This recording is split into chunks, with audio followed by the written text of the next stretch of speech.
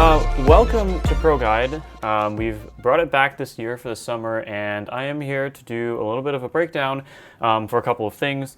We're going to start with an episode that's a little bit easier to record and one that's also not scripted. So similarly to how we did the edit breakdowns last year, I'm going to be doing a little motion graphics breakdown today for our outro, which has now been in use for 2 whole years. We haven't changed it a lot.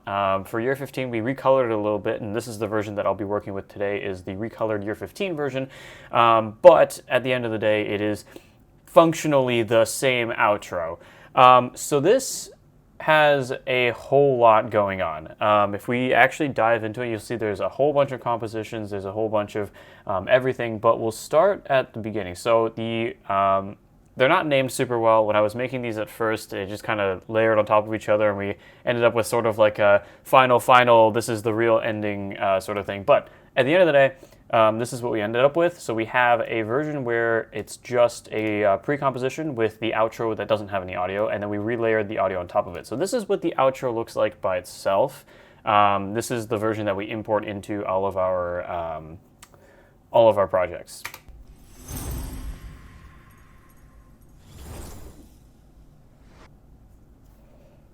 So this version obviously doesn't have the music, but we do have 2 muted tracks that would include sort of a template music that we used. So yeah, I mean, it's nothing incredibly special. It just is there in case we ever needed something to use as a placeholder. But normally we'd insert another song in there. Normally it's whatever song we used for that particular video. So if a recap used, a particular song, for example, Pop Stars by KDA, then we would insert the Pop Stars version in there. So anyways, this version, in fact, actually we made this with Pop Stars in mind. That was the original plan, and so we actually have a composition here designed or dedicated for the audio edit for that. But we're going to close that for now, and we're going to go over to a couple of the more important things. Also, yeah, we used the KDA outro as a reference as well. That's another thing that I was closing here. But anyways, so here is where we start. This is the no audio outro composition. So you'll see there is a lot going on. There's also a couple of pre-comps in here that exist as sort of organizational tiers, so that we end up with more manageable compositions. It's always a great idea to use pre-comps whenever you can, especially when you need to move multiple elements at once. Like, I mean, yes, you can parent them, but it'd be a lot easier if you just pre-comp it and move the pre-comp instead. It gives you a little bit more flexibility when it comes to modifying things, and it also makes it a little bit easier to organize your motion graphics, because sometimes you want to go back and change something and you realize that the whole thing is like a mess and you can't find what you want to change.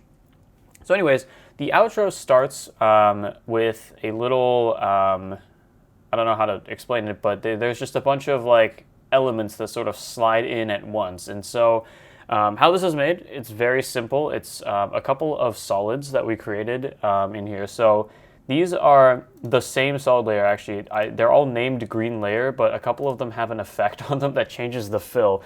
And that's how we've been doing it for as long as I can remember. We just create one solid and we recolor it with the fill effect instead of actually creating the solids for different colors that we need. It's really stupid. Don't do this if you have the extra time. It just happens to be that I was lazy, and this is how we ended up doing it. So with these, it's very simple. It's just a transform effect for the y-axis, and so what that looks like in the graph editor, if I pull up the position keyframes, is it's just a little bit of, oh, this is not separated, that's why. Hold on. Oh, did it reset everything? Oh, there we go. So as you can see, this is separated now. But anyways, we're going to bring it back to its original thing, because when you separate dimensions, all the graph editor things go away. So this was actually made in a previous version of After Effects. That's the reason why I can't modify the graphs right now. But basically what we did is we used the reference, and we sort of just played around with the graph editor until we ended up with something that was relatively smooth. So we have one color wipe, and then 2 pictures, and then another color, and then the final sort of like logo color wipe. So all in all, I believe that's 5 layers, I want to say. 1, 2, 3, 4, 5, yes. So that's 5 layers that sort of swipe up on top of each other, one over the other, and you end up with this nice little cascading effect. That looks like that. It's a little bit nicer with sound effects, but it still looks, okay without the sound design. When it comes to the logo, it's just parented to the final layer. So in the original outro, this final black layer actually was green. That's why it's, named green layer. But yeah, so this is actually the easy part of the outro. I think this is, the part that's really easy to replicate. It's the part that everyone sort of saw. But the next part is actually really interesting. So the next part is where it sort of swipes over to the next logo. And it kind of looks like this. And how that actually works is it's two separate compositions because there's the Spartabots logo, the Spartan helmet logo, I guess is the one that we call it. And then the second half, which is the 2976 watermark, or word mark, whatever you want to call it. And so this is the logo swipe first and logo swipe second compositions. So how this works is After Effects has an amazing feature called Track Matte, and this is what we take advantage of a lot in this particular sequence. I don't know what to really call it, but essentially how this works is sorry, that's the Windows key, I meant to hit Alt. If I come over here, you'll see that essentially what happens is when this logo sort of swipes out, it sort of splits into like this weird holographic effect. It looks really chaotic on the surface, but when you actually take away all the track mats and stuff, it's not as complicated as you might believe. So here's how this works. We're going to open up a couple of these transform panels here so you can see them a little bit better. But essentially what this is I'm actually going to open up these shape layers as well. So both of these shape layers are actually identical because with track mats, you are actually able to invert mats. So you'll see right here with the track mat that one of these is set to shape layer 1, and then the other one is set to shape layer 2, but both of them are just inverted mats. So you'll see right here, this is the invert matte button. This was also made in a previous version of After Effects when you couldn't track matte multiple layers to the same shape layer. Now that you can do that, you don't actually need to duplicate the shape layers. You could have just used a single shape layer and just matted them to both and then inverted one of them. Again, like I said, this was made 2 years ago. I haven't modified the file at all. We're looking at the original file that this was made in. So anyways, how this works is we have the exact same track mat, but one of them is inverted. So now you have two logos essentially that are under different areas of visibility. And how that works with this sort of weird cascading effect is you have one of them move faster than the other logo. So you'll see that this logo right here moves at this particular rate, right? So you end up with sort of that kind of movement. But then if I were to hide that and then move this logo, you'll see that it moves a lot farther. It's nearly identical when it comes to the graphs, but one of them just happens to move more than the other one, and so you end up with this sort of splitting effect with the track mats now added. This is simple when I explain it, but looks really crazy because it also happens so fast, right? This entire thing happens over from 1121 to 1138, so over just under 20 frames. It's a really, really short amount of time, and I don't think most people are going to be, frame peeking at this and, going frame by frame and looking, oh, I wonder what this is going, where this is going. But now that I've explained the trick, the second half is also, fairly simple. You just do the same thing but backwards. So instead of having them move away from each other, you have them come together at the same point. So the 2976 word mark has two separate copies. One of them starts a little bit further to the right than the other one does, and both of them move towards the left until they meet at the same final location, and then you end up with the complete word mark. Again, I think this one happens over a slightly longer time frame, 1239. Yeah, this one is a whole second, but that's because this one is sort of like slowing down and like finalizing out that final animation. And so you'll see here, I'm on the exposition there. This is sort of the graph editor for this. It's fairly simple. It's just a sort of exponential graph that most people at this point should be familiar with. If you've done motion design, this is a very, standard familiar graph. Yeah, so the sort of final curve, I guess you could say, sort of almost looks like it goes up and then spikes back down. Yeah, you end up with this nice little transition that goes from one logo to the next.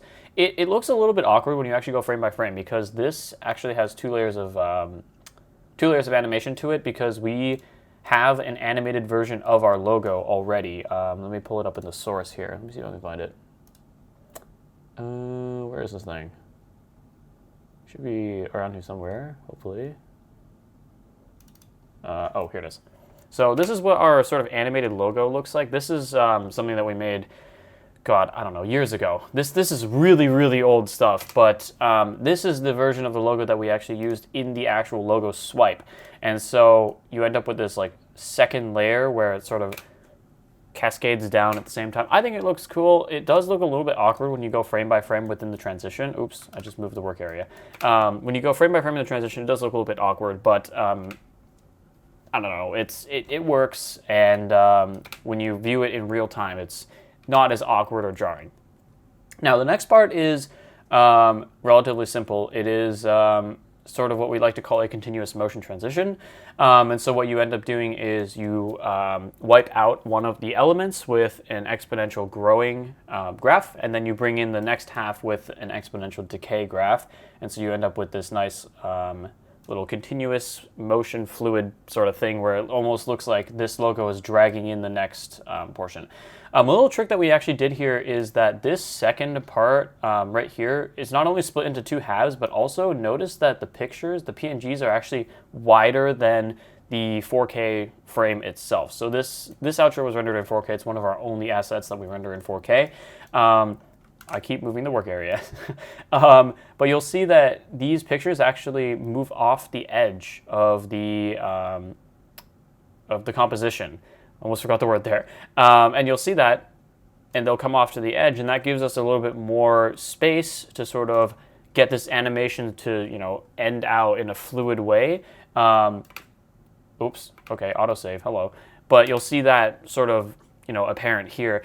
It's a really subtle little trick. Most people don't notice it, and honestly, it doesn't make a huge, huge difference, but we think it looks really nice compared to not having it. At the end of the day, it's not going to make or break your outro, but I think it looks pretty good. But yeah, that's sort of the gist of how we sort of composed this crazy mess. This is certainly not our cleanest work. I will be the first to admit this was made, you know, years ago, and so there's a lot of things that we would do slightly differently today. But at the end of the day, it's a core asset that a lot of people recognize, and so it's not an asset that's going to go anywhere anytime soon. But yeah, so the final sort of design uses the original sound design from the KDA outro, and we just do that. And there it is. But yeah, that was not necessarily like a tutorial style video. I don't think it's, you know, particularly valuable to, you know, go through every single thing step by step and recreate this outro, but I do think it's really important to understand the idea of continuous motion. This is something, my chair is really squeaky, sorry. This is something that a lot of new motion designers are not as familiar with, and I think it's really what can level up your team's ability to create like clean motion graphics. What do I mean by continuous motion? So I talked about it a little bit earlier with this particular transition right here, but continuous motion is really, really important when you're doing any kind of motion graphics work. You want every single movement from one element to somehow link to the next or current elements. So when it comes to these logo swipes, you'll see that this logo by itself, so if I make the second half of this transition not visible, you'll see that this looks really awkward. It just kind of floats away, right? And vice versa, if I hide the first part of the transition and only use the second part, wait, yeah. This one looks a little bit better because the animation's so drawn out, but it still looks like it's missing a little something. But when both of these elements are shown, you'll see that you end up with this nice, you know, transition where it looks like one logo is pulling the next one into the frame. This is something that's simple on the surface, but honestly quite hard to master because sometimes you just don't know how you want the next element or next scene to sort of appear on your frame. This is something that takes years of practice. This is something that, you know, I don't expect people to be able to get instantly, but it is something that you can really practice, right? One of the easiest ways to practice continuous motion is to make what people like to call like lyric videos.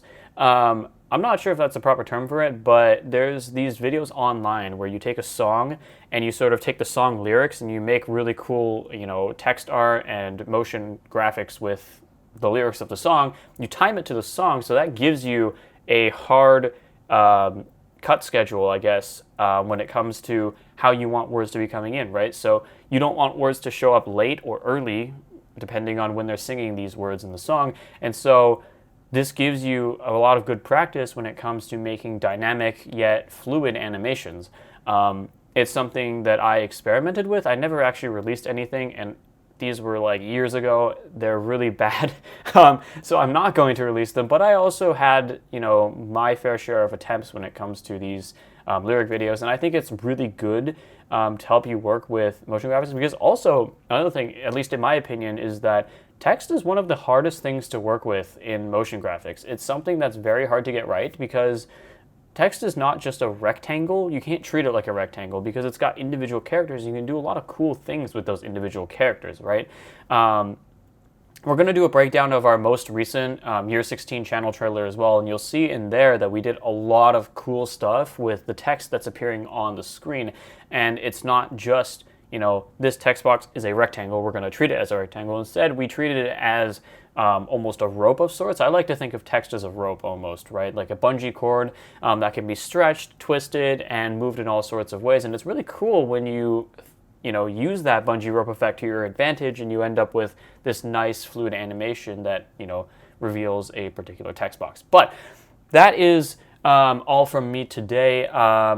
I hope this was at least somewhat insightful into our motion graphics process. Obviously, this was not our most advanced work, but it is an iconic asset to our team, and I really felt like people are dying to see this breakdown, especially because I promised it last year when we did Proguide Season 1, and then our team got super, super busy. It was also my senior year last year, so I ended up with a lot of college applications to do, so sorry this is a little bit late, but this is me delivering on my promise from Proguide Episode 1 when I said that I would do this breakdown. But yeah, we will be back this summer with more, I promise. Yeah, we'll hope to see you a little bit later with scripted and unscripted Proguides coming this summer.